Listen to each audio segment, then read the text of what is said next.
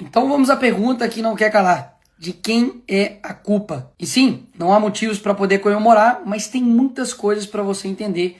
Isso vai fazer toda a diferença. E diferentemente do outro lado, eu não preciso inventar para poder te explicar quem é o culpado disso. Basta eu ler a carta do Trump. E começa citando Jair Bolsonaro e diz: conheci e lidei com o ex-presidente Jair Bolsonaro e o respeitei profundamente, assim como a maioria dos outros líderes de países. A forma como o Brasil tem tratado o ex-presidente Bolsonaro, um líder atualmente respeitado em todo o mundo, durante seu mandato, inclusive pelos seus Estados Unidos, é uma vergonha internacional. Esse julgamento não deveria estar acontecendo. Trata-se de um caça às bruxas que deve acabar imediatamente. Ou seja, o Trump deixou bem claro no primeiro parágrafo da carta que a culpa não é do Bolsonaro, a culpa é de quem está perseguindo o Bolsonaro. E piora, em parte devido aos ataques insidiosos do Brasil contra as eleições livres e os direitos fundamentais à liberdade de expressão dos americanos, como foi ilustrado recentemente pelo STF, que emitiu centenas de ordens secretas e ilegais de censura às plataformas de mídia social dos Estados Unidos. Lembra disso aí. E para poder refrescar aí a sua memória, o assessor do Trump ele foi detido pelo Moraes aqui em Brasília em 2021. O Alexandre de Moraes também derrubou o X, o Twitter, aqui do Brasil. E também derrubou a Rumble, que é uma rede social que tem ligações muito próximas com a Truth Social, que também é uma plataforma criada pelo Donald Trump. Dito isso, não sou eu, Bolsonaro, a direita que está falando. É a carta do Trump. Ela continua. A partir de 1º de agosto de 2025, cobraremos uma tarifa de 50% sobre qualquer produto brasileiro enviado aos Estados Unidos. Ou seja, devido à perseguição, nós vamos cobrar essa taxa. Mesmo depois de uma carta tão clara e transparente, a esquerda quer dizer que o culpado não é o presidente da República, mas o Bolsonaro, que nem presidente é. Será mesmo? Vamos ver. Lula, antes mesmo das eleições, já falava que o Trump era nazismo com outra cara e chamou ele de desumano. O Lula deixou navios de guerra do Irã atracar aqui no Brasil, mesmo os Estados Unidos fazendo pressão contrária. O Alckmin, que é vice do Lula, participou de um evento no Irã ao lado do líder do Hamas e outros 3 líderes terroristas. Voltou até a exigir visto para os cidadãos dos Estados Unidos para entrar aqui no Brasil. Foi destaque no mundo inteiro quando comparou as ações de Israel a Hitler. Ou seja, atacando o principal aliado dos Estados Unidos na guerra entre Israel e Irã. E aí o que o Lula esperava? De que essa conta nunca ia chegar? Ela chegou e muito cara. Mas ela tem um motivo, como vocês viram. Não foi do nada. Mas existe uma forma de resolver isso. No fim da carta do Trump ele fala: essas tarifas podem ser modificadas para cima ou para baixo, dependendo da nossa relação com o seu país. A solução está na mão do governo. Basta ter um mínimo de relação diplomática com uma nação importante, que é o caso dos Estados Unidos, parar de perseguir seus opositores aqui no Brasil, dar uma maquetada no STF para ele ficar no canto dele, que as coisas vão ser resolvidas. Caso contrário, Lula, você vai ferrar todo mundo. Ou vocês acham que isso daqui é fazer diplomacia? Eu não tenho medo de você, inclusive. Boa! Fuck you, Elon Musk. Vou usar o termo vira-latas depois de jornalistas perguntar sobre Lula e Trump. Trump disse que vai anunciar a tarifa contra o Brasil. Ah, e é bom lembrar que até esse momento aqui, a tarifa estava em 10%.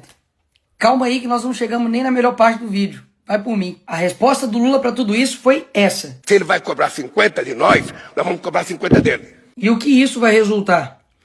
Se por algum motivo o senhor decidir aumentar suas tarifas, então qualquer que seja o número que escolher aumentá-las, será acrescentado aos 50% que cobraremos. Se o Lula vai cobrar 50, eles também vão colocar mais 50 nessa conta. Enquanto isso, uma nação que decidiu ter diplomacia com os Estados Unidos, que é a Argentina, aprovou um acordo que garante tarifa zero para 80% das exportações argentinas. Como deve ser bom ter um presidente, né? Sabe por que eles estão dizendo que o Brasil não pode recuar a esse tipo de medida de fora? Porque nós defendemos a soberania nacional. E é aqui que o vídeo fica interessante. A esquerda, que está dizendo aí que defende a soberania nacional, tem uma organização que chama Folha de São Paulo, desde 1990, que interfere ativamente nas eleições e no processo democrático de todos os países da América Latina. E quem está dizendo isso não sou eu, é o Lula. Parte da chegada da esquerda ao poder da América Latina pela existência dessa cosita chamada Fórum de São Paulo. E aqui, com o José Dirceu, amigo do Lula e mentor do PT, deixou as coisas ainda mais claras. Nós já lutávamos por isso e já trabalhávamos por isso, inclusive porque nós criamos o Fórum de São Paulo, que lutava para isso, Depois criamos ainda um grupo de Marbella, que é o nome da cidade, do hotel onde nós fomos no Chile, que se reuniu. Todos depois foram eleitos presidente da República. Todos foram. Todos. Então quer dizer que os Estados Unidos não pode aplicar uma sanção em defesa da liberdade, mas eles podem interferir em todos os outros países da América Latina para poder implementar, literalmente, ditaduras. E pausa. Quem é pior? Um país que taxa o outro país para poder defender a liberdade de outro país? Ou um país que taxa o seu próprio povo para poder bancar um governo? E aí, quem é pior? Lula pede ajuda à China para regular redes no Brasil.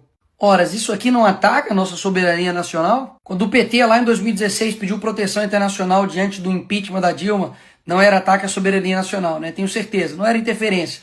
Era só uma ajuda, né? Quando a Gleisi, deputada do PT, pediu numa TV árabe ajuda a todo mundo árabe pela liberdade do Lula, aí não era interferência. Além dessa balela que eles dizem defender a soberania nacional, eles também não respeitam a soberania nacional dos outros países, pelo visto também não. Foi lá na Argentina visitar uma condenada por corrupção e fazer lá cartazinho para ela ser livre, em outro país. Eu já ia me esquecendo, esse aqui é bom demais. Aqui está o Felipe Neto pedindo ajuda internacional para o John Biden, para Kamala Harris, para poder conter o Bolsonaro aqui quando ele era presidente. Como eu disse, qual que era a desculpa deles?